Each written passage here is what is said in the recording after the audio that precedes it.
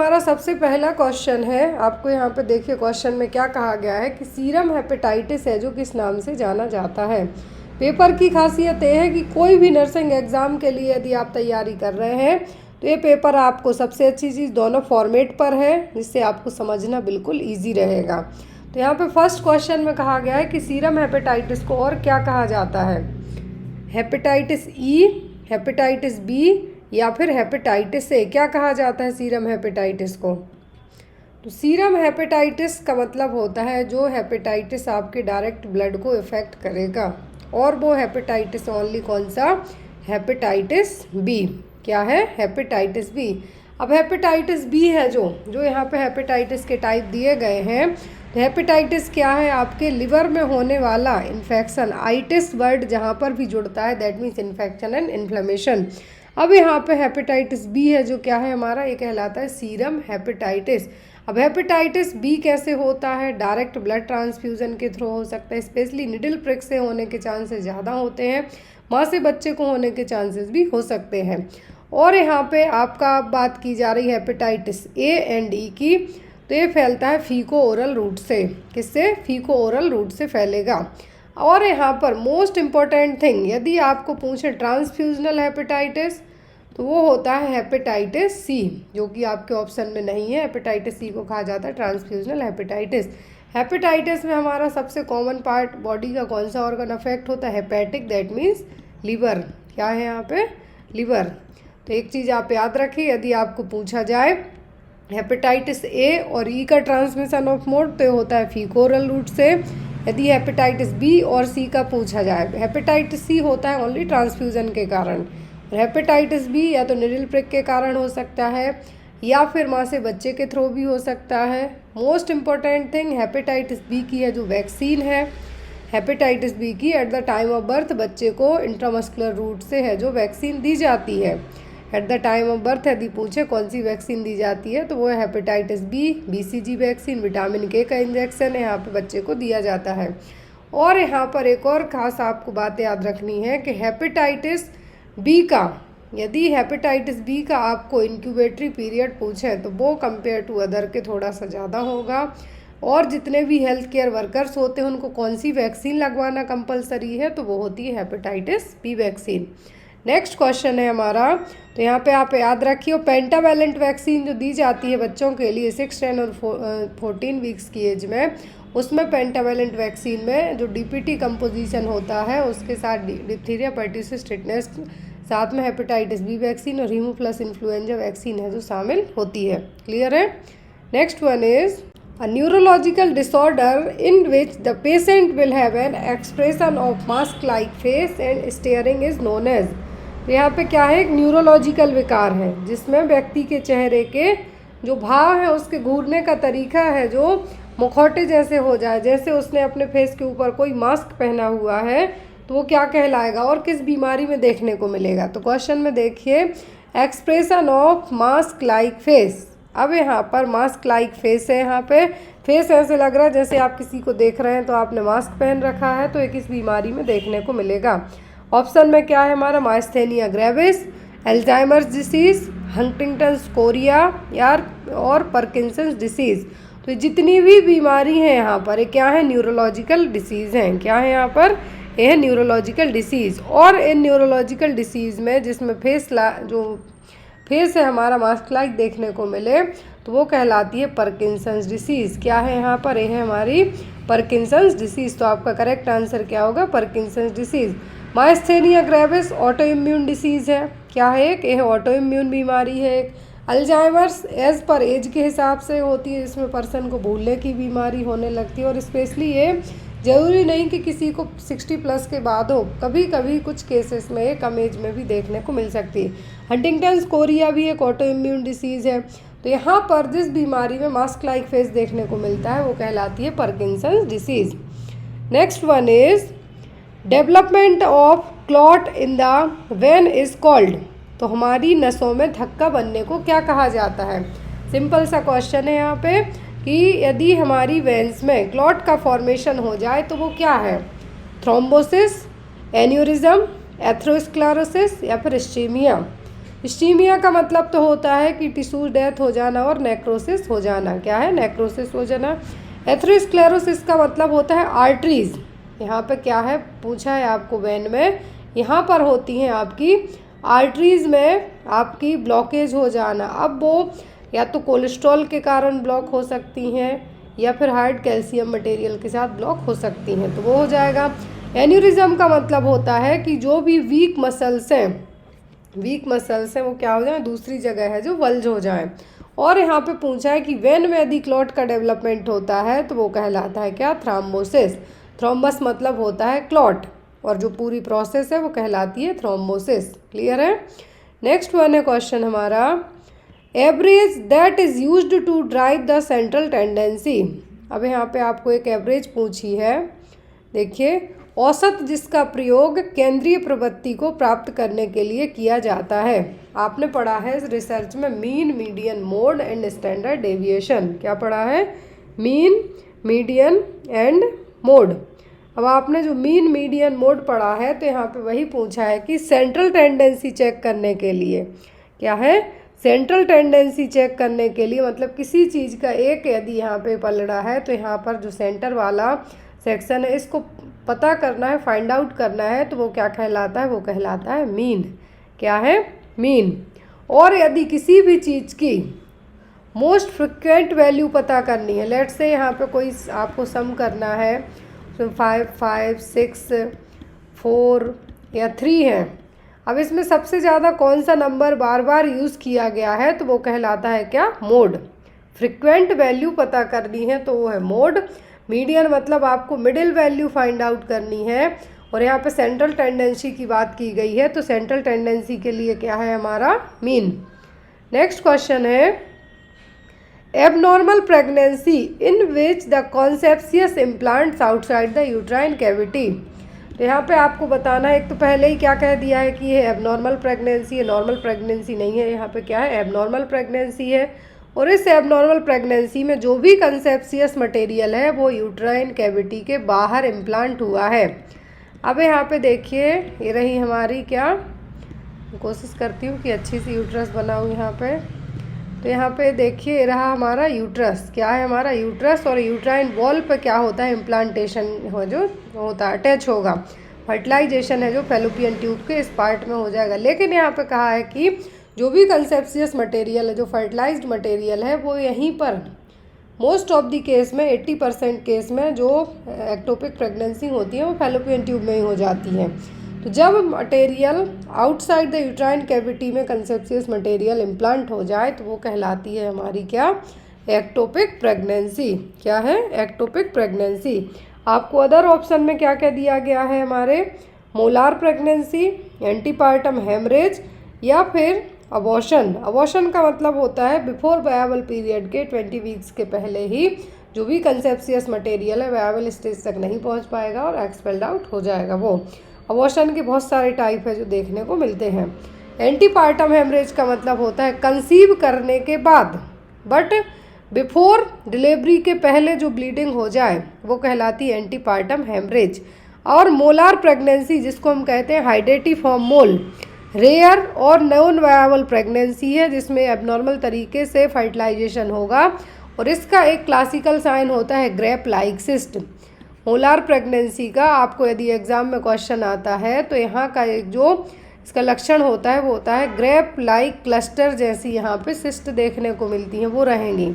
याद रखना है आपको, ये पूरी हैं जो जैसे ectopic pregnancy high risk pregnancy है, मोलार प्रेगनेंसी भी हाई रिस्क प्रेगनेंसी है, और इसका मेन रीज़न होता है मोलार प्रेगनेंसी का क्या? High HCG level.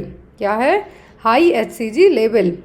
Next one is failure to pass meconium within first 36 hour of life, abdominal distension, poor feeding and empty rectum are the finding of नियम। Failure to pass meconium, meconium का मतलब होता है baby का first passing stool जो कि greenish colour का होता है। फर्स्ट पासिंग स्टूल बेबी का कहलाता है क्या? मेकोनियम। अब यहाँ पे पहले 36 घंटे हो गए हैं लाइफ के, मतलब बॉर्न होने के बाद 36 घंटे हो गए हैं, एब्डोमिनल डिस्टेंशन देखने को मिल रहा है, बच्चा प्रॉपर अच्छे से फीड नहीं कर रहा है, और रेक्टम में चेक करते हैं तो रेक्टम क्या है? एम्प्टी है। अब यहाँ पे किस कंडीशन में इस तरीके की स्थिति पैदा होगी? ऑप्शन में है आपको हिरस्प्रिंग्स डिसीज, अपेंडिसाइटिस, माल अब्जॉर्प्शन या फिर पेरिटोनाइटिस। पेरिटोनाइटिस का मतलब होता है कि जो पेरिटोनियल लेयर है उसमें एक इन्फेक्शन और इन्फ्लेमेशन होना। माल एब्जॉर्प्शन का मतलब है कि जो एब्जॉर्ब करने वाली क्षमता है बच्चे की इंटेस्टाइन्स की, वो क्या है, सही नहीं है। लेकिन यहाँ पर माल एब्जॉर्प्शन के केस में मोस्टली देखने को मिलता है abdominal pain and loose motion. But यहाँ पे है कि रेक्टम तो पूरा एम्प्टी है। 36 घंटे हो गए हैं, बेबी ने अपना फर्स्ट पासिंग स्टूल है जो पास नहीं किया है, और ये कहलाता है हिरस्प्रिंग्स डिसीज़। क्या है? ये कहलाती है हिरस्प्रिंग्स डिसीज़। आपको एग्जाम में इसका इमेज बेस्ड क्वेश्चन मोस्टली आता है, जिसमें बच्चे की जो इंटेस्टाइन्स हैं, जिसको आप जो यहाँ पे एक जो इसका मेन रीज़न होता है जिसको हम कहते हैं कंजेनाइटल मेगाकोलन, और जो गैंग्लियोनिक सेल्स हैं वो क्या रहती हैं, एब्सेंट होती हैं, और उन्हीं गैंग्लियोनिक सेल्स के एब्सेंट होने के कारण ये कंडीशन डेवलप होती है। तो ये क्या है? Hirschsprung's disease. Next one is onset of puberty before the age of 8 year in girls is called. लड़कियों में 8 साल की उम्र से पहले ही यौवन की शुरुआत को क्या कहा जाता है? थैलार्ची, मिनार्ची, डिलेड प्यूबर्टी या फिर precocious puberty. Specially in girls में जो प्यूबर्टी की एज है 12 to 14 ईयर है।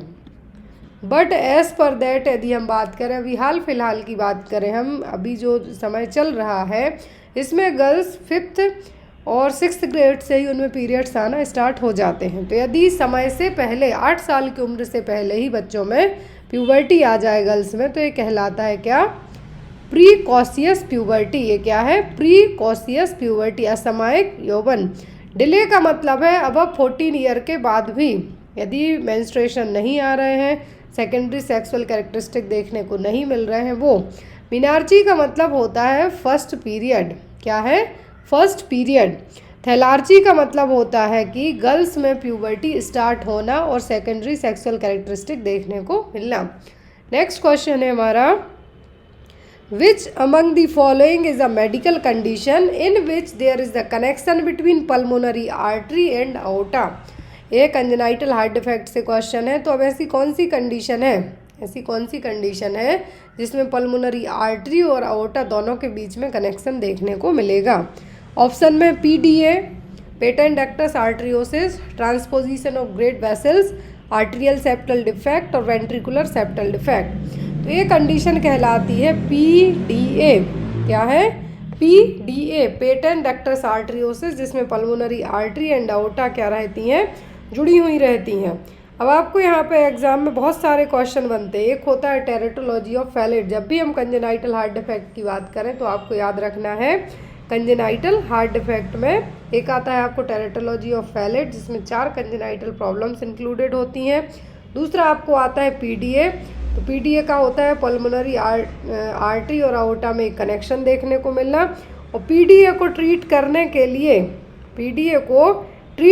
के लिए यदि मेडिकल मैनेजमेंट पूछा जाए तो वो होती है आइब्यूप्रोफेन। एग्ज़ाम में बहुत आती है कि PDA को ट्रीट करने के लिए जो ड्रग ऑफ चॉइस है वो क्या है? वो है आइब्यूप्रोफेन। आप चाहें तो इसको नोट डाउन कर लें। यदि आइब्यूप्रोफेन अवेलेबल नहीं है देन आफ्टर दैट इसके एंडोमेथासिन है जो ड्रग के तौर पे यूज़ की जाती है। तो आपको ये चीज़ बिल्कुल याद रखनी है। यदि आपको क्या पूछें कि यदि PDA की कंडीशन है तो मेडिकल मैनेजमेंट में या तो आइब्यूप्रोफेन और एंडोमेथासिन दे सकते हैं, और यदि सर्जिकल मैनेजमेंट की बात करें तो सर्जिकल मैनेजमेंट आफ्टर दैट यदि मेडिकल मैनेजमेंट से ठीक नहीं होता है तब किया जाता है। Next one is which of the following teacher training and faculty development technique where the teacher teach 5 to 10 people for 5 to 10 minute. ऐसी कौन सी मेथड है, कौन सी डेवलपमेंट टेक्निक है जहाँ पर टीचर 5 से 10 बच्चों को 5 से 10 मिनट ही पढ़ाते हैं? Lecture, role play, micro teaching या फिर सिंपोजियम।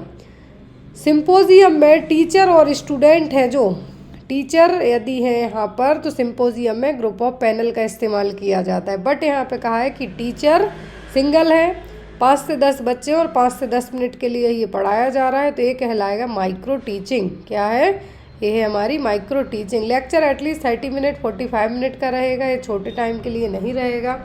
रोल प्ले में टीचर यहाँ पे पढ़ाएगा नहीं, यहाँ पे बच्चों को एक बार सिखा देगा, आपको जाके प्रेजेंट करना है।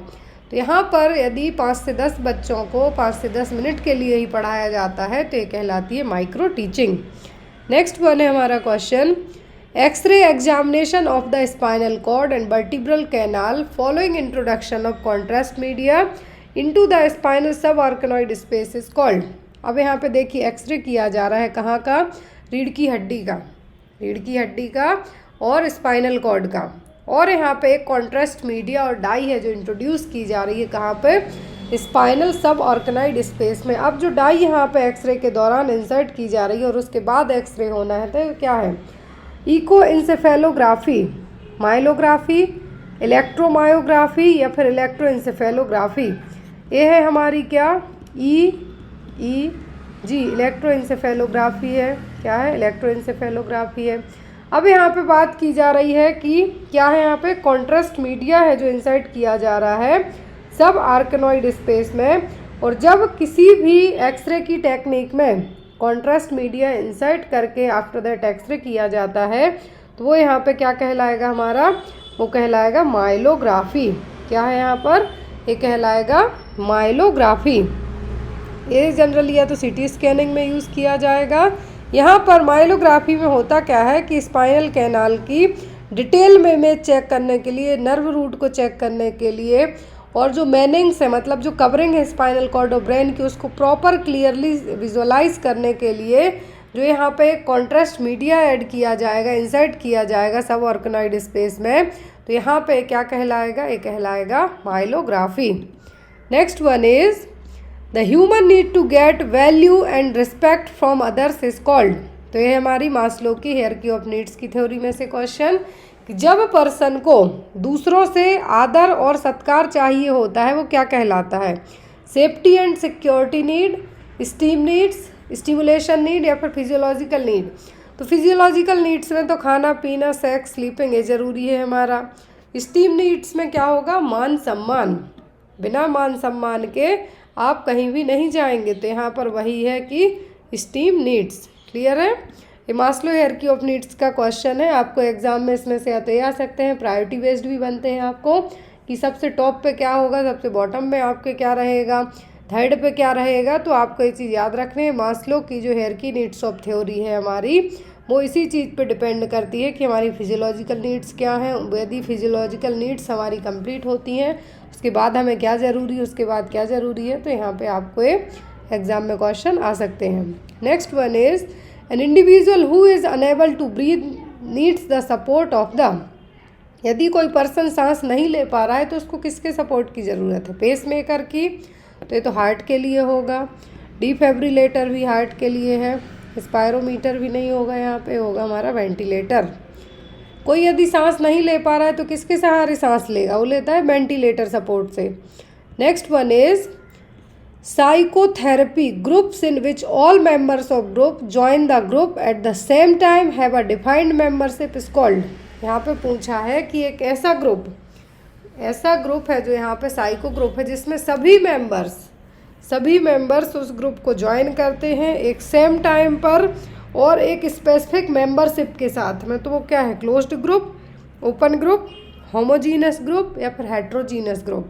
यहाँ पे देखिए कहा गया है कि साइकोथेरेपी की ऐसा ग्रुप जिसमें सेम जो यहाँ पे मेंबर्स हैं, ग्रुप ऑफ मेंबर्स हैं जो वो एक सेम ग्रुप को एक सेम पर्टिकुलर टाइम पर और एक डिफाइंड मेंबरशिप के साथ ज्वाइन करते हैं, तो वो कहलाता है क्लोज्ड ग्रुप। क्योंकि यहाँ पर किसी दूसरे को आने की परमिशन नहीं है, इसीलिए क्या हो जाएगा, ये होगा क्लोज्ड ग्रुप।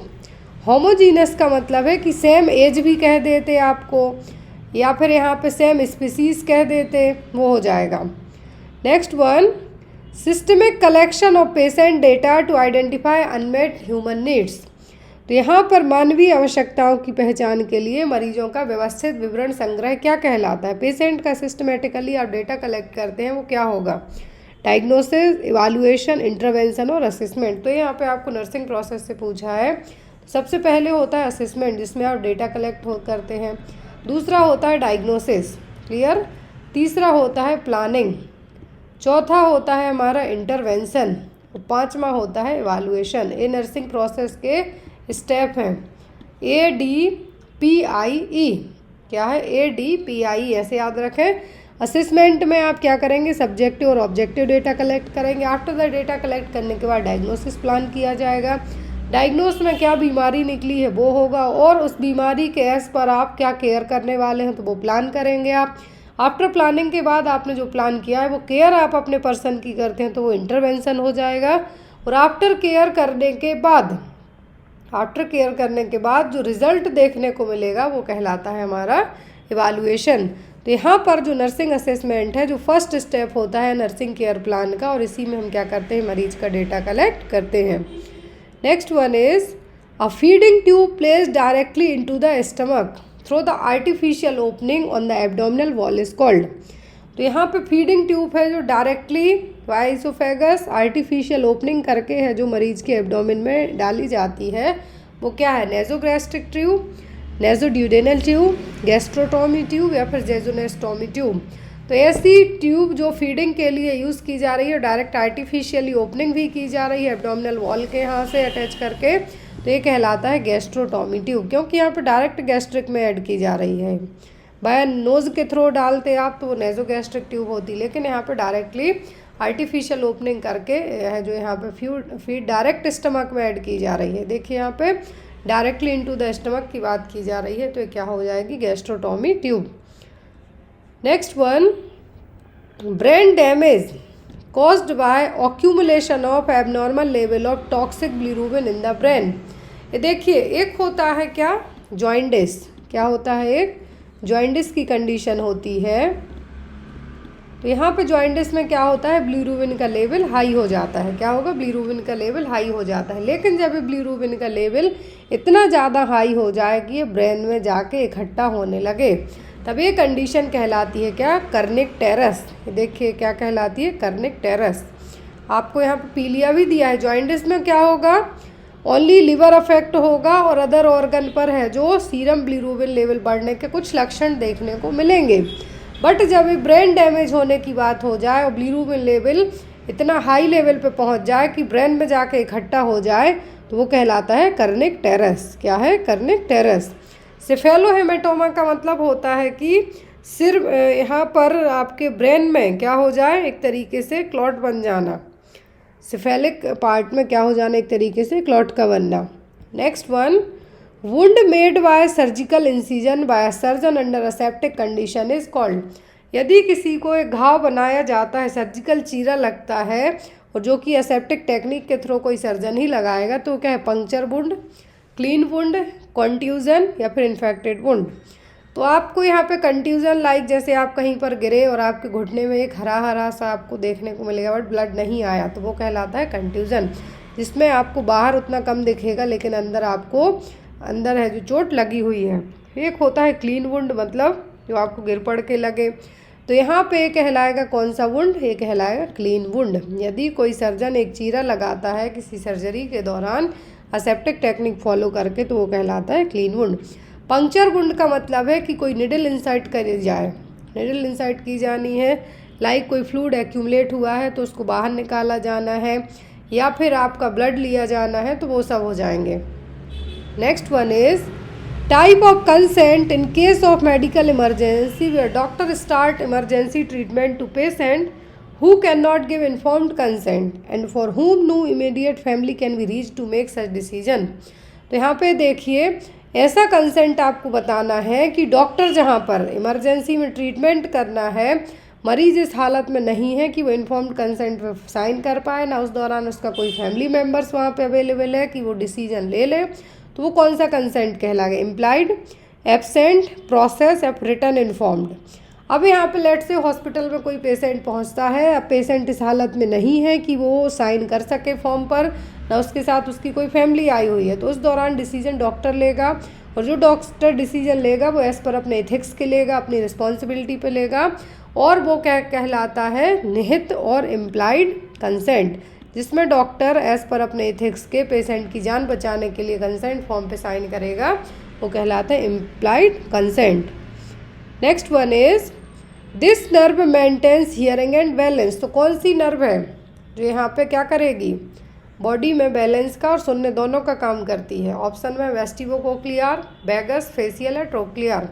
तो यहाँ पर जो सुनने में भी हेल्प करती है, बैलेंस में भी करती है, तो वो कहलाती है वेस्टिबो कोक्लियर। हमारे कानों का काम ओनली सुनना नहीं है, बॉडी के बैलेंस में भी हेल्प करना है, और बॉडी के बैलेंस में जो पार्ट हेल्प करता है वो होता है कोक्लियर पार्ट। कौन सा?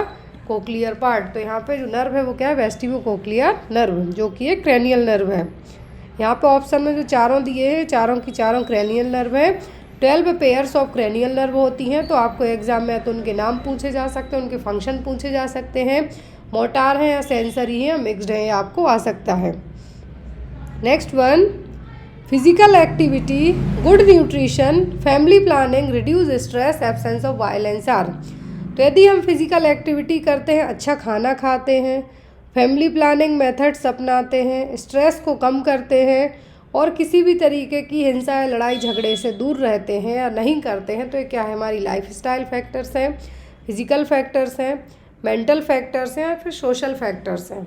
तो फिजिकल एक्टिविटी, अच्छा खान पान, अच्छा परिवार, चिंताओं से मुक्त होना और लड़ाई झगड़े नहीं करना, ये सब हमारी जीवन शैली के कारण है। क्या है? ये सब हमारे लाइफ स्टाइल फैक्टर हैं। और इन्हीं के थ्रू हम जो नॉन कम्युनिकेबल बीमारी हैं लाइक हार्ट, कैंसर, डायबिटीज़, इन सब से बच सकते हैं। तो यहाँ पर ये क्या हो जाएंगे? सब हैं lifestyle factors. Next one is people with mechanical valve required to take these medication lifelong. अब जिसको मैकेनिकल वॉल्व लगे हुए हैं तो उनको कौन सी मेडिकेशन लाइफ टाइम लेनी है? एंटीपायरेटिक्स, एनाल्जेसिक, एंटीकोआगुलेंट, या फिर एंटीबायोटिक्स। कोआगुलेंट्स मतलब होता है थक्का बनना, और एंटीकोआगुलेंट्स मतलब कि जो थक्का बना हुआ है उसको क्या करना है? रिमूव करना है। अब यहाँ पे जो जिन लोगों को वॉल्व लगे हुए हैं उनको लाइफ टाइम आफ्टर वॉल्व लगने के बाद एंटीकोआगुलेंट्स है जो ज़िंदगी भर लेने पड़ते हैं, ताकि क्लॉट ना बने, और क्लॉट नहीं बनेगा तो यहाँ पे उनमें किसी भी तरीके के ब्लॉकेज होने के चांसेस कम हो जाएंगे। Next one, the statistical study of human population, its size, structure and distribution, it is called as. तो एस्थेटिकल स्टडी कही है यहाँ पर जनता की, मानव जनसंख्या की, कितनी जनसंख्या है, कितने एरिया में है, वो सभी चीज़ें यहाँ पे हैं, तो ये कहलाता है demography. Scientific study of human population, it's called the demography. Epidemiology में तो बीमारी किससे हो रही है, क्यों हो रही है, कहाँ हो रही है, क्या इसका रीज़न है, वो सब की स्टडी की जाना कहलाती है epidemiology. Next one is what is the condition in women which gives them a feeling of something coming out from vagina? ऐसी कौन सी कंडीशन है जिसमें किसी महिला को लगेगा कि उसके वेजाइना से कुछ बाहर आ रहा है? डिस्क प्रोलैप्स है, कॉर्ड प्रोलैप्स है, रेक्टल प्रोलैप्स है, या फिर यूट्राइन प्रोलैप्स है। प्रोलैप्स का मतलब होता है कि कोई बॉडी का ऑर्गन है जो स्लिप होना, टाइप फील होना। तो यहाँ पर ऐसी कंडीशन जिसमें किसी महिला को लगता है कि उसकी वेजाइना से कुछ बाहर आ रहा है, वो कहलाता है यूट्राइन प्रोलैप्स। क्या कहलाता है? Uterine prolapse. Next one is in choriocarcinoma level of this hormone is high. यदि कोरियोकार्सिनोमा है तो कौन से हार्मोन का लेवल हाई होगा?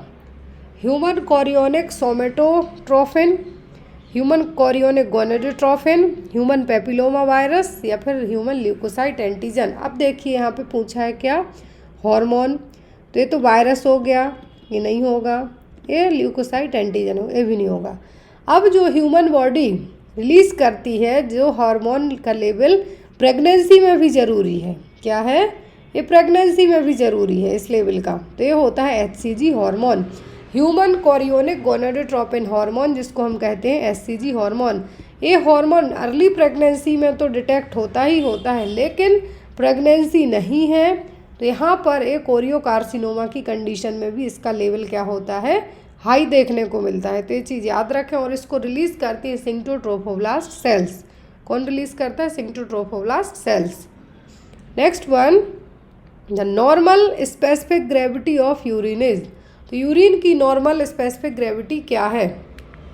1.1102 टू 1.125, या फिर 1.0102 टू 1.025। यहाँ पे करेक्ट है ये, इसलिए आपको मैंने तो यहाँ पे जब इस तरीके की चीज़ें पूछी जाएँ तो आपको याद रखनी होती हैं। तो नॉर्मल यूरिन की जो स्पेसिफिक ग्रेविटी है वो क्या है 1.0102 टू 1.025। नेक्स्ट वन है यहाँ पर nerve which convey special sensory information related to smell. अभी देखिए आपको एक क्वेश्चन में पूछा है जो क्रेनियल नर्व से ही था कि कौन सी नर्व बॉडी के बैलेंस और यहाँ पे हियरिंग में हेल्प करेगी। अब पूछा स्मेल मतलब सूंघने के लिए, गंध के लिए, तो गंध के लिए है हमारी ऑल्फैक्टरी नर्व। क्या है? Olfactory nerve. यदि आँखों के लिए पूछे तो वो होगी optic nerve. Clear? Next one is surgical removal of infected और dead tissue from the wound is called. यदि हमारे शरीर से वाया सर्जरी कोई डेड टिश्यू या वुंड है उनको क्लीन किया जाए, रिमूव किया जाए, तो वो क्या है?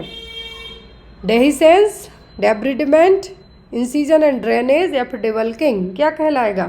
तो वाया सर्जरी के थ्रू कोई इन्फेक्टेड और डेड टिश्यू हमारे शरीर से अलग किए जा रहे हैं तो वो कहलाता है डेब्रिडेंट। क्या है? Debridement. Next one, first form of milk secreted by breast during the first 3 days following delivery is called. प्रसव के बाद पहले 3 दिन तक स्तनों से स्रावित दूध का पहला रूप क्या कहलाता है? Transitional milk, hind milk, colostrum या फिर फोर मिल्क। तो यहाँ पे कहा गया है फर्स्ट 3 days, जो कि येलो कलर का होगा, कैजिन प्रोटीन इसमें हाई मात्रा में रहेगा। बच्चे के इम्यूनिटी डेवलपमेंट में ये जो फर्स्ट 3 days वाला मिल्क है जिसको हम कहते हैं कोलेस्ट्रम, क्या कहलाता है? कहलाता है कोलेस्ट्रम, और बच्चे के लिए बहुत ही ज़्यादा हेल्पफुल रहता है। Next one, a condition where one side of the body is paralysis is called. यदि हमारे शरीर का एक हिस्सा, किसी पर्सन के शरीर का एक हिस्सा है जो बॉडी का एक साइड का हिस्सा पैरालाइज्ड हो जाए, पक्षाघात हो जाए, जिसको आप कहते हैं लकवा मार जाए, तो वो क्या है? पैराप्लेजिया, क्वाड्रीप्लेजिया, मोनोप्लेजिया या फिर हेमीप्लेजिया। तो यहाँ पे देखिए यदि बॉडी के किसी एक particular like lower right limb की बात की जाए, लोअर अपर लिम्ब की बात की जाए, सिंगल की, राइट या लेफ्ट की, तो वो कहलाता है क्या? मोनोप्लेजिया। लाइक है हमारा एक पर्सन है, यहाँ पे एक पर्सन है, ये हो गए इसके भाई दोनों हाथ अलग ही हो रहे हैं शरीर से, और ये हो गए पैर। अब यदि इस साइड का हिस्सा ओनली राइट हैंड बस यहाँ पे क्या हो? पैरालाइज्ड हो, तो वो कहलाएगा क्या? मोनो। मोनो मतलब सिंगल पार्ट। क्लियर? अब यदि शरीर का एक साइड का हिस्सा, इस साइड का, लाइक राइट साइड का अपर लिम्ब, राइट साइड का लोअर लिम्ब, पूरा 20 सेंटर से एक साइड का हिस्सा, राइट या लेफ्ट किसी एक साइड का हिस्सा बॉडी का जो पैरालाइज्ड हो जाए, तो वो कहलाता है क्या? हेमीप्लेजिया। क्या है? हेमीप्लेजिया। पैराप्लेजिया का मतलब होता है पूरी फुल बॉडी, पूरी फुल बॉडी में एक तरीके से क्या हो जाना? पैरालाइज्ड होना। क्वाड्रीप्लेजिया में दोनों हाथ, दोनों पैर में पैरालिसिस हो जाना। तो यहाँ पे क्या होगा हमारा आंसर? हेमीप्लेजिया, क्योंकि यहाँ पे कहा है कि one side of the body. यदि कहते वन अपर लिम्ब और one lower limb of the body paralysed होती है तो वो कहलाता है मोनोप्लेजिया। हमारा generalised tonic clonic seizure in childhood are called. Generalised tonic clonic seizure यदि बच्चों में आते हैं तो वो क्या है? Petit mal seizure, grand mal seizure, bilateral seizure या फिर अटोनिक सीजर्स। तो यदि जनरलाइज्ड टॉनिक क्लॉनिक सीजर्स की बात की जा रही है, वो बचपन में आते हैं तो वो कहलाते हैं grand mal seizure. Next one, an example of conceptual framework is. तो यहाँ पे कंसेप्चुअल फ्रेमवर्क और संकल्पनात्मक ढांचे का उदाहरण क्या है? पेशेंट की feedback, nursing process, progress notes या फिर प्रोग्रेसिव पेशेंट केयर। तो यहाँ पर कंसेप्चुअल फ्रेमवर्क कहलाती है नर्सिंग प्रोसेस। क्या है? ये है nursing process. Next one is human sera given after dog bite to prevent rabies. तो यहाँ पर ह्यूमन सेरा दिया जाता है आफ्टर डॉग बाइट के, किसी को कुत्ते ने काट दिया है, कुत्ते के काटने के बाद दिया जाने वाला जो ह्यूमन सेरा है वो क्या है? पैसिव इम्यूनाइजेशन है, टॉक्साइड है, एक्टिव इम्यूनाइजेशन है, इम्यूनो मॉड्यूलेशन है। तो यहाँ पे देखिए पैसिव इम्यूनाइजेशन, ये क्या हो जाएगा? ये कहलाएगा पैसिव इम्यूनाइजेशन, और इसको आप आफ्टर एक्सपोजर प्रोफाइलैक्सिस इम्यूनाइजेशन भी कह सकते हैं। टॉक्साइड में तो टिटनेस टॉक्साइड बस यहाँ पे दिया जाता है, टीटी की है यहाँ पे, वो रहेगा क्या कहलाएगा? आफ्टर डॉग बाइट के बाद यदि आपको ह्यूमन सेरा दिया जा रहा है तो ये कहलाता है हमारा passive immunisation.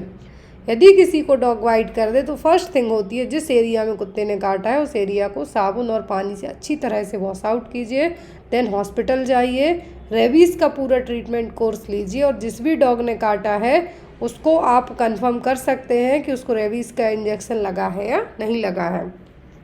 Next one is, और जो भी रेबीज़ का पूरा ट्रीटमेंट कोर्स होता है वो भी फॉलो कीजिए, क्योंकि यदि आप वो प्रॉपर फॉलो नहीं करते हैं तो आपको बहुत सारी प्रॉब्लम्स का सामना है जो करना पड़ सकता है। नेक्स्ट वन, मैकेनिकल और electrical device that improves hearing. तो यदि बात की जा रही है ऐसी डिवाइस यूज़ करना जो तो या तो इलेक्ट्रिकल हो या मैकेनिकल हो, मतलब नेचुरल हियरिंग नहीं है। नेचुरल हियरिंग है जो नेचुरल भगवान ने हमें सुनने की क्षमता दी है वो नहीं है, तो उसको इम्प्रूव करने के लिए जो हियरिंग डिवाइस यूज़ की जा रही हैं वो क्या है? Lip reading, speech therapy, sign language या फिर हियरिंग एड्स। तो ये कहलाते हैं हियरिंग एड्स, कान की मशीन। Next one, medical term for pain associate with menstruation is called. यदि पीरियड्स में दर्द हो, क्या है, क्रैम्प्स हो, दर्द हो, तो यहाँ पे टर्म यूज़ किया गया है pain associate with the menstruation, और इसके लिए जो टर्म है वो क्या है? डिस्मेनोरिया। क्या है? डिस्मेनोरिया। डिस्टोकिया का मतलब तो होता है एबनॉर्मल लेबर। क्या है यहाँ पे? Abnormal labour. यूटोकिया का मतलब होता है नॉर्मल लेबर, डिस्टोकिया का मतलब होता है एबनॉर्मल लेबर। डिसयूरिया का मतलब होता है पेनफुल यूरिनेशन। डिस्फेजिया का मतलब होता है डिफ़िकल्टी इन स्वालोइंग। तो यहाँ पे आपको डिस वर्ड जुड़ के मतलब कुछ प्रॉब्लम है और पेन है, क्या है? दर्द है और कुछ दिक्कत है। और यहाँ पे आपको बात की जा रही है यूटोकिया मतलब नॉर्मल लेबर है, डिस्टोकिया मतलब एबनॉर्मल है और डिसमेनोरिया है मतलब पेनफुल मेंस्ट्रुएशन है, एमनोरिया है मतलब एब्सेंट है periods. Next one, what is the intervention for acute serous otitis media. तो यहाँ पर सीरस ओटाइटिस मीडिया का जो यहाँ पे आपको इंटरवेंशन है वो क्या है? मास्टोइडेक्टोमी, मैरिंगोटोमी, स्टेपेडेक्टोमी या फिर टिम्पेनोप्लास्टी। सीरस ओटाइटिस मीडिया में जो इंटरवेंशन अपनाया जा सकता है जिससे और आगे कंडीशन से बच सकें तो वो कहलाता है क्या? मैरिंगोटोमी। क्या है यहाँ पे? Myringotomy. Next one, what is the emergency treatment of cardiopulmonary arrest. यदि किसी को कार्डियोपल्मोनरी अरेस्ट आता है तो इमीडिएट ट्रीटमेंट क्या होगा? CPR देना, परमानेंट पेसमेकर, कार्डियोवर्जन या फिर टेम्पररी पेसमेकर। लेट से किसी को कार्डियोपल्मोनरी अरेस्ट आया है, क्या है? कार्डियोपल्मोनरी अरेस्ट आया है तो आप क्या उसका पेसमेकर बदलेंगे, कार्डियोवर्जन करेंगे, टेम्पररी पेसमेकर लगाएंगे? आपका जो फर्स्ट प्रायोरिटी होगी एज पर पेशेंट, आप उसको सबसे पहले क्या देंगे? CPR देंगे। आफ्टर दैट पेशेंट को आप हॉस्पिटल भेजेंगे, ना कि इमीडिएट परमानेंट पेसमेकर कार्डियोवर्जन करेंगे, इतने में मरीज की जान चली जाएगी। तो यहाँ पे जो इमरजेंसी ट्रीटमेंट है कार्डियोपल्मोनरी अरेस्ट के लिए वो क्या हो जाएगा? हमारा CPR। Next one, what is the research design called that involve manipulation of independent variable without the random assignment of participants to condition or order of condition। तो यहाँ पर आपको एक रिसर्च की डिज़ाइन के बारे में पूछा गया है जिसमें मैनिपुलेशन है, इंडिपेंडेंट वेरिएबल को बिना किसी चेंजेस के क्या किया जाए? मैनिपुलेट किया जाए। तो वो क्या कहलाता है? वो कहलाती है हमारी क्वासी एक्सपेरिमेंटल रिसर्च डिज़ाइन। क्या है? ये क्वासी एक्सपेरिमेंटल रिसर्च डिज़ाइन जिसको क्या किया जाता है? मैनिपुलेट किया जाएगा, चेंज किया जाएगा इंडिपेंडेंट वेरिएबल से बिना किसी असाइनमेंट के। Next one, what is the group of people called living in the same area who are considered as a unit और having a particular characteristics is common. तो यहाँ पर लोगों का ऐसा समूह जो सेम एरिया में रहता हो, उनके काम करने का जो तरीका भी है वो मिलता जुलता हो सकता है लेकिन उनका जो फीचर्स हैं वो सेम है। वो क्या है? कम्युनिटी है, एक्सपेरिमेंटल ग्रुप है, कंट्रोल ग्रुप है, सेल्फ हेल्प ग्रुप है। तो ये सेम एरिया की बात की जा रही। जब एरिया वर्ड आ जाए मतलब यहाँ पे बात हो रही है हमारी किसकी? कम्युनिटी की। ये चीज़ आपको ट्रिक्स है याद रखना है। मतलब यहाँ पे same geographical area word use हो जाए, सेम एरिया यूज़ हो जाए तो वो कहलाता है क्या? Community. Next one, what is the superficial layer of skin. अब स्किन की सबसे सुपरफिशियल आउटर लेयर क्या है? सेबेसियस ग्लैंड, एपिडर्मिस, डर्मिस या फिर हेयर। तो हमारी स्किन की सबसे ऊपर की सुपरफेशियल लेयर होती है क्या, epidermis, after that dermis. Next is what is the permanent cessation of menstruation, periods का परमानेंटली आना बंद हो जाना क्या कहलाता है, तो ये कहलाता है मेनोपॉज। आफ्टर 50+ के बाद है जो क्या आते हैं, मेनोपॉज आते हैं। एस्ट्रोजन का लेवल, जो फीमेल का सेक्सुअल हार्मोन है एस्ट्रोजन, उसका लेवल क्या होता है, डाउन होने लगता है। और महिलाओं में हड्डियां क्या होने लगती हैं, वीक होने लगती हैं, हॉट फ्लैशेस आने लगते हैं। तो मेंस्ट्रुएशन का परमानेंटली बंद हो जाना कहलाता है मेनोपॉज। और यहाँ पे एमनोरिया का मतलब होता है पीरियड्स क्या है, एब्सेंट है, क्या है, एब्सेंट है। लेकिन परमानेंटली बंद होना मेनोपॉज और पीरियड्स का एब्सेंट होना, एब्सेंट होने का मतलब 2 महीने नहीं आए, प्रेगनेंसी कंसीव हो गई तो 9 महीने नहीं आए, वो है। फर्स्ट पीरियड्स का आना कहलाता है क्या, menarche. Next one is what is the method of simple random sampling, तो सिंपल रैंडम सैम्पलिंग की मेथड कौन सी है, convenience sampling, computer table, cluster sampling या फिर क्वेटा सैम्पलिंग। तो यहाँ पर सिंपल रैंडम सैम्पलिंग है कंप्यूटर की table. Next one, all the measurable and observable information about the client on his her stage of health. तो यहाँ पे देखिए किसी पर्सन की जो स्टेट है, कंडीशन है उसकी हेल्थ को लेके, वो चीज़ आप ऑब्जर्व कर रहे हैं, उस चीज़ को आप नाप पा रहे हैं, लाइक उसका बीपी चेक कर पा रहे हैं, पल्स रेट चेक कर पा रहे हैं, और उसको देख के आप समझ पा रहे हैं कि इसको क्या समस्या हो सकती है, तो कौन सा डेटा है, बायोग्राफिक, प्राइमरी, ऑब्जेक्टिव या फिर सब्जेक्टिव। तो एज पर पेशेंट को देख के मेज़र करके जो चीज़ें आप लिखते हैं वो कहलाता है ऑब्जेक्टिव डेटा बाय ऑब्जर्वेशन। अब जो चीज़ पेशेंट बताता है, जो पेशेंट बता रहा है, पेशेंट कह रहा है नोजिया फील हो रहा है, नोजिया को क्या आप चेक कर सकते, बिल्कुल नहीं। हाँ, यदि वो वॉमिट करता है तो वॉमिटिंग आप विजुअलाइज करेंगे, वॉमिटिंग आपका ऑब्जेक्टिव डेटा हो जाएगा। बट सब्जेक्टिव डेटा का मतलब जो चीज़ पेशेंट कह रहा है कि उसको ऐसा फील हो रहा है, लाइक उसके हाथ पैर दर्द हो रहे हैं, तो वो सब आपका सब्जेक्टिव डेटा होगा। लेकिन एज पर आप उसको असिस करके जो चीज़ें नोटिस करते हैं तो कहलाएंगे क्या, objective data. Next one, cause of hypertension in children, बच्चों में ब्लड प्रेशर बढ़ने के क्या कारण हो सकते हैं, अरिथमा, डिहाइड्रेशन, हाइपोथायरॉयडिज्म या फिर ग्लोमेरुलोनेफ्राइटिस। तो यहाँ पर बच्चों में कॉमनली बीपी बढ़ने का रीज़न होगा, हाइपरटेंशन का रीज़न होगा ग्लोमेरुलोनेफ्राइटिस। बच्चों में डिहाइड्रेशन के कारण बीपी लो होगा, क्या होगा, ब्लड प्रेशर लो होगा, ड्रॉप होगा। हाइपोथायरॉयडिज्म में भी बीपी ड्रॉप होता है। तो यहाँ पर ग्लोमेरुलोनेफ्राइटिस बच्चों में ब्लड प्रेशर बढ़ने का एक रीज़न हो सकता है। Next one, distended sebaceous gland which appears as white dots on nose and face of the newborn. बच्चों में आपने देखा होगा नोज़ के यहाँ पे, चीक्स के यहाँ पर वाइट वाइट के टाइनी बिल्कुल छोटे छोटे से शाइनिंग आपको डॉट जैसे दिखेंगे, नोज़ पे, फेस पे, चीक्स के यहाँ पे भी दिखेंगे, और स्पेशली न्यूबॉर्न बेबीज़ में देखने को मिलते हैं। तो वो क्या है, मंगोलियन स्पॉट है, एरिथेमा है, स्ट्रोक बाइट है या फिर मीलिया है, ये कहलाते हैं क्या, मीलिया। अब आप याद रखिए बच्चे का फर्स्ट पासिंग स्टूल मेकोनियम, बच्चे की बॉडी पर जो वैक्सी सब्सटेंस लगा हुआ था वो कहलाता है वर्निक्स सिजोसा। अब यहाँ पे बच्चे की जो बॉडी पे आपने बैक साइड देखा होगा डार्क ब्लूइश या आपको डार्क ग्रीनिश टाइप के स्पॉट दिखते हैं, वो कहलाते हैं मंगोलियन स्पॉट। और यदि बच्चे की बॉडी पर सेबेसियस ग्लैंड के कारण, सेबेसियस ग्लैंड के डिस्टेंशन होने के कारण कुछ white dot, shiny white dot रहेंगे फेस पर या फिर चीक्स पर और नोज़ पर, वो कहलाते हैं milia. Next one, psychological eating disorder in which there is an intense fear of becoming OBCs.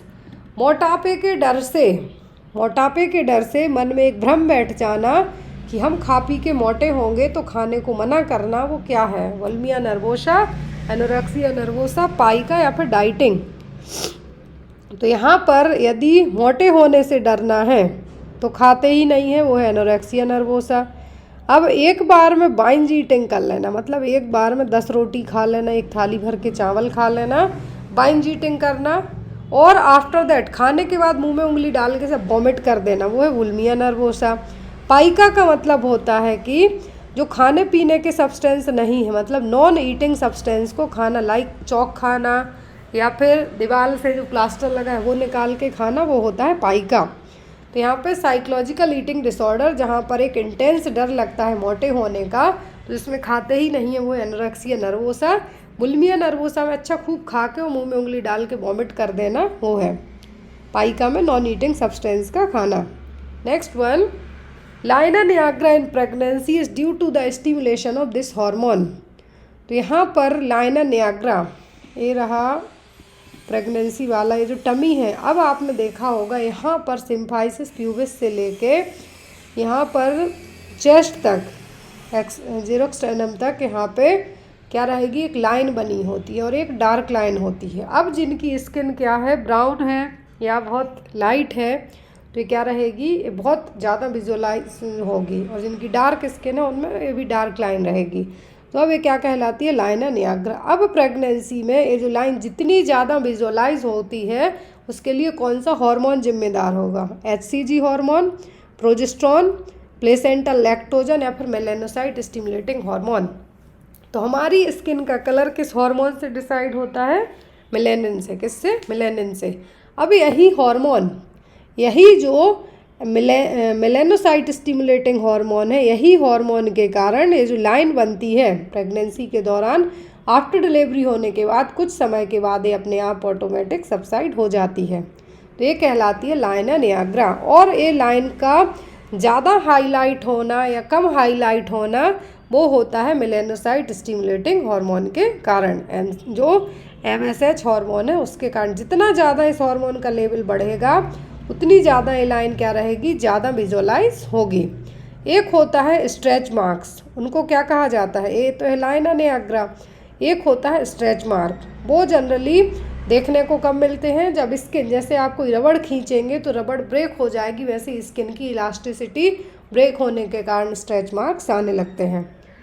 Next one, keeping patient personal and medical information private means, यदि किसी मरीज की पर्सनल और मेडिकल हिस्ट्री को प्राइवेट रखा जाता है तो ये कहलाती है कॉन्फिडेंशियलिटी, गोपनीयता। हमारी नर्सिंग में हमें सिखाया जाता है, मेडिकल फील्ड में सिखाया जाता है कि कोई मरीज़, उसकी हिस्ट्री आप ऐसा नहीं कि उसके अगल बगल वालों को बता दें कि भाई इसको एड्स हो गया है, इसको TB हो गई है।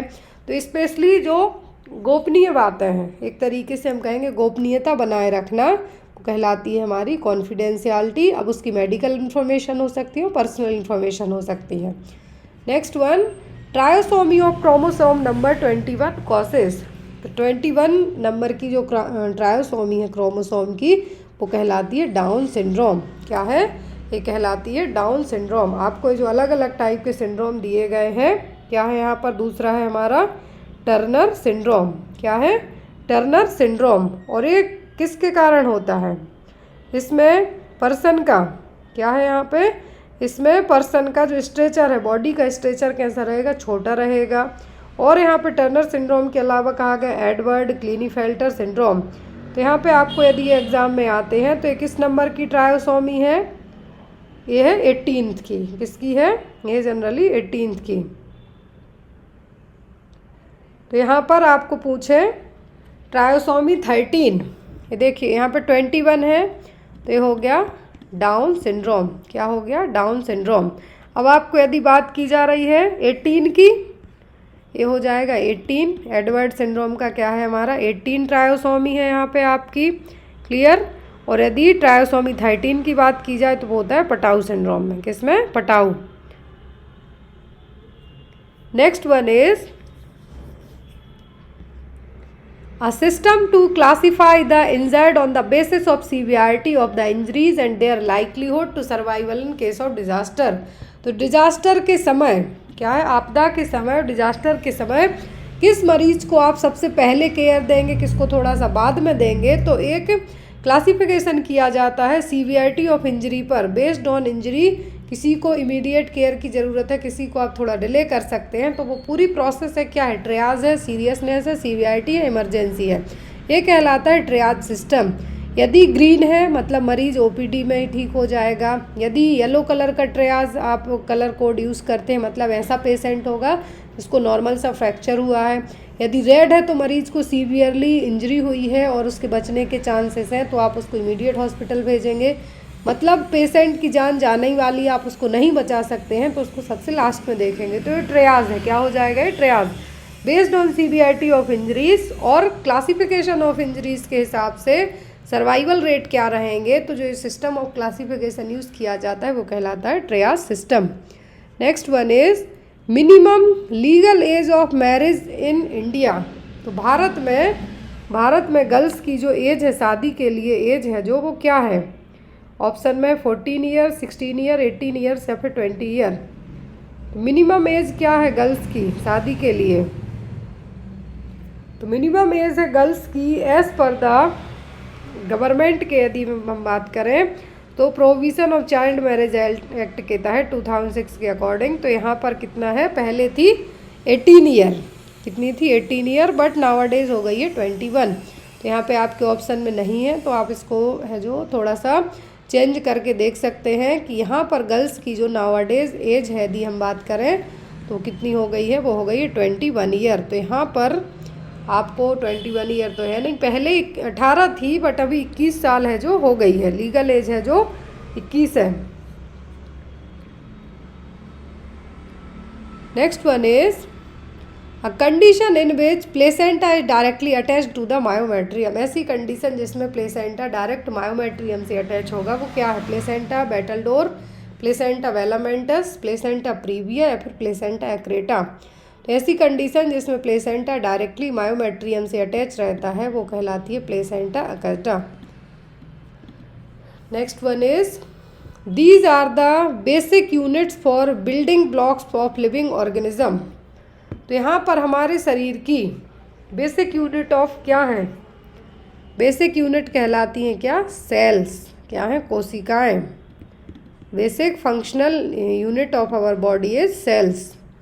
Next one cardiac output is increased in the case of. तो कार्डियक आउटपुट किस केस में बढ़ेगी, shock, arrhythmia, congestive heart failure है, हाइपोक्सिया में, तो ये बढ़ जाएगी हाइपोक्सिया के केस में।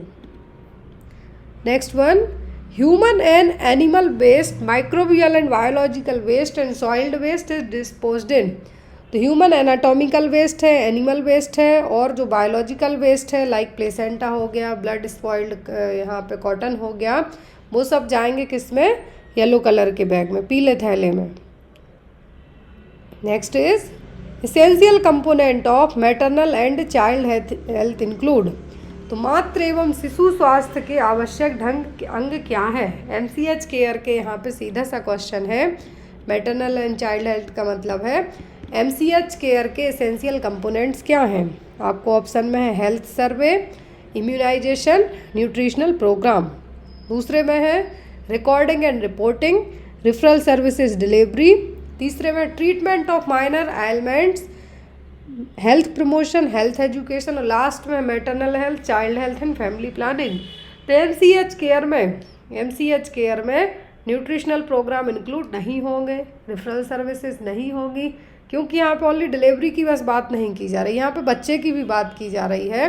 तो यहाँ पर होगी मैटरनल हेल्थ, चाइल्ड हेल्थ और फैमिली प्लानिंग, क्या होंगी, तीनों चीज़ें एमसीएच सर्विसेज में इंक्लूड होंगी। Next one An adult throwing a temper tantrum when he does not get his own way is an example of।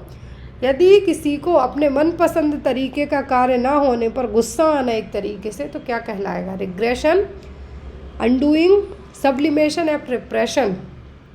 आपके मन का आपने फ्यूचर में कुछ नहीं किया, पास्ट में कुछ नहीं किया, उस चीज़ का आपको क्या हो रहा है, पछतावा हो रहा है, और उस चीज़ को सोच के आपको गुस्सा भी आ रही है, तो ये कहलाता है रिग्रेट होना। क्या होना, रिग्रेट होना और रिग्रेशन। हम चाहते थे कि जब हमने 12th की उसके बाद हम क्या करें, उस टाइम पे पीएमटी एग्ज़ाम होता था, वो क्लियर ना करके हम नर्सिंग कर लिए। लेकिन नाउअडेज जब आप डॉक्टर्स को देखते हैं, नर्सेस को देखते हैं, तो आपको लगता है कि हमने 1 साल और मेहनत की होती तो हम अभी डॉक्टर बन जाते। लेकिन नर्सेस भी डॉक्टर से कम नहीं हैं केयर करने के मामले में। तो यहाँ पर वो क्या है हमारा, वो कहलाता है regression. Next one pain scale in clinical setting is an example of. तो पेन स्केल है जो क्या है, दर्द नापने वाली स्केल है, किसका उदाहरण है, visual analogue, graphic rating scale, semantic differential scale या फिर चेकलिस्ट। तो पेन स्केल आप यूज़ क्या करेंगे, मरीज को कहाँ कितना पेन हो रहा है उसका फेशियल एक्सप्रेशन देख के आप बता पाएंगे, तो वो कहलाती है visual analogue scale. Next one difficulty in swallowing, मैंने जस्ट अभी ऊपर बताया था जहाँ पे आपको डिस्निया था, डिस्टोकिया था, डिस्मेनोरिया था। तो डिफ़िकल्टी इन स्वॉलोइंग का मतलब होता है डिस्फेजिया। क्या है? डिस्फेजिया। डिस्निया का मतलब होता है ब्रीदिंग डिफ़िकल्टी। क्या है? Breathing difficulty. डिस्फोरिया का मतलब होता है बहुत ज़्यादा एक तरीके से एक्सेसिव स्वेटिंग होना। Next one, antibiotics are completely ineffective against. तो एंटीबायोटिक किसके अगेंस्ट काम नहीं करेंगी? लाइक हमारी पेनिसिलिन हो गई, डॉक्सीसाइक्लिन हो गई, एजिथ्रोमाइसिन हो गई, ये सब क्या है? एंटीबायोटिक हैं। किस पे काम नहीं करेंगी? अमीबियासिस पर, वायरस पर, बैक्टीरिया पर, माइक्रोब्स पर। तो एंटीबायोटिक्स वायरस पर काम नहीं करती हैं। वायरस पर काम करने वाली ड्रग है एंटी वायरल ड्रग। क्या है?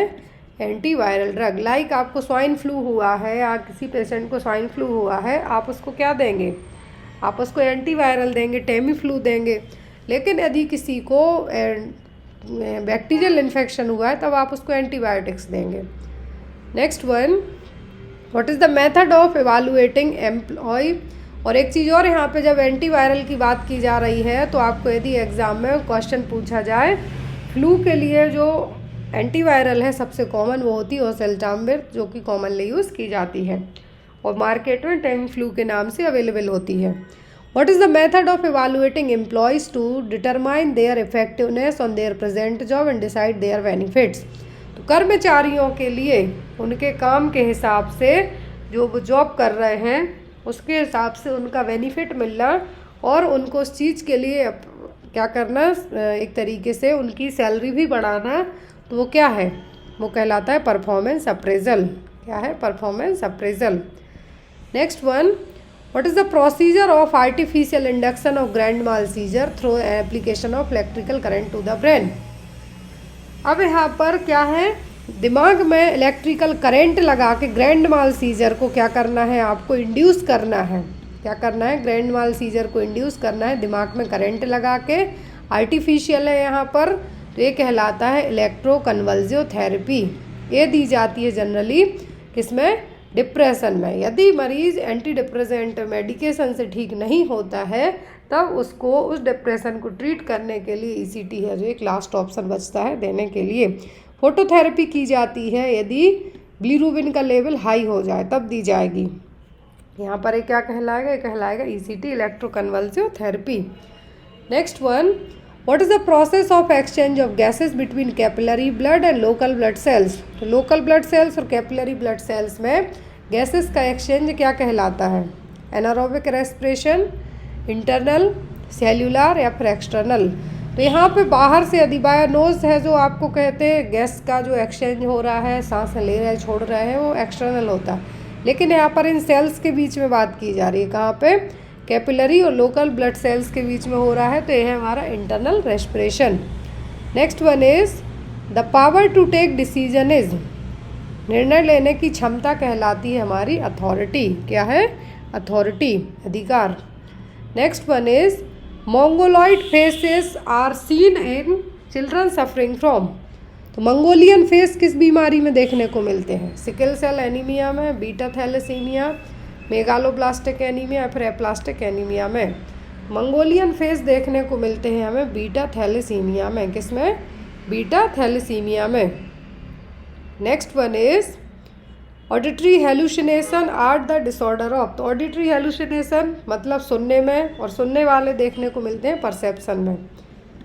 पर्सन को लगेगा कि कोई मेरी भाई बुराई कर रहा है। Next one, organism causing cholera. तो कोलेरा को कॉज कौन करता है? कोलेरा को कॉज करता है विब्रियो कोलेरा।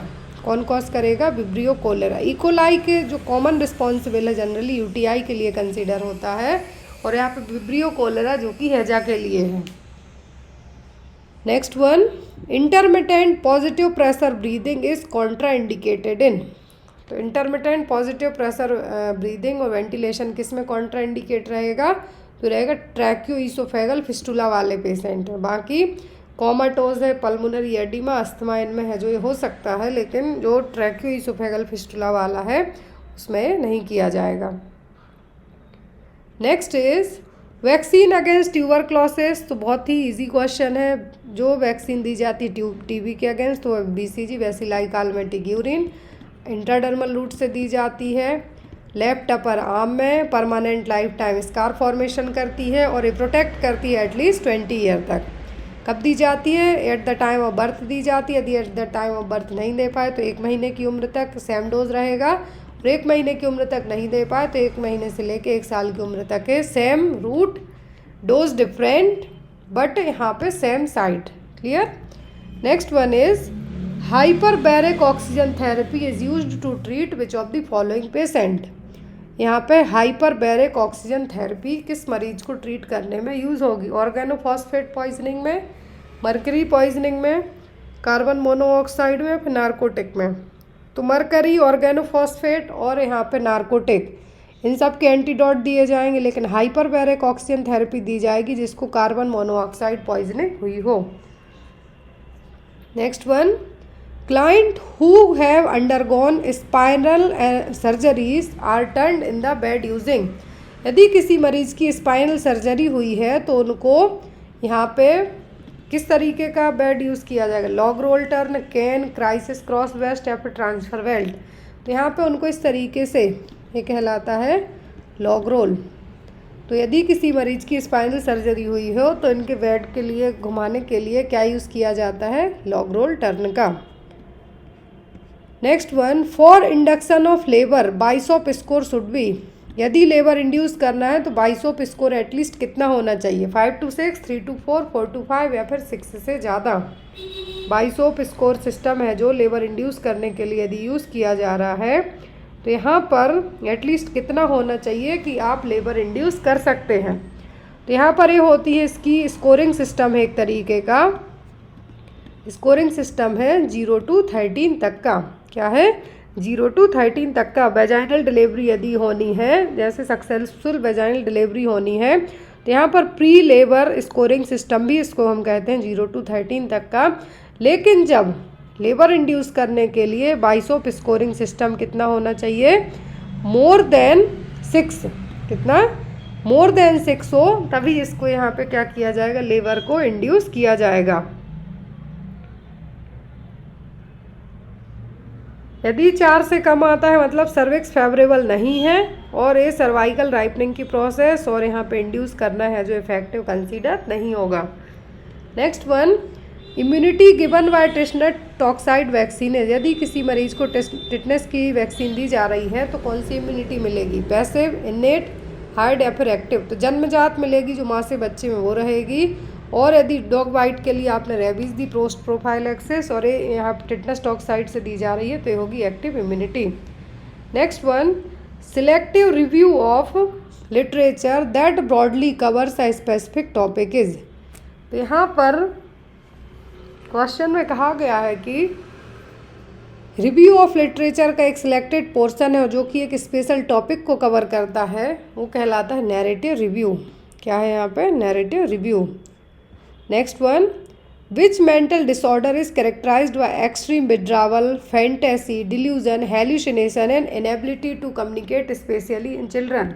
क्वेश्चन में देखिए, एक्सट्रीम विड्रावल मतलब सबसे दूर हो जाना, एक तरीके से उन वो डिल्यूजन में रहेंगे, हेल्यूसिनेशन भी होगा, दूसरों से बात नहीं कर पाएंगे, गुमसुम रहेंगे, वो कहलाता है ऑटिज़म।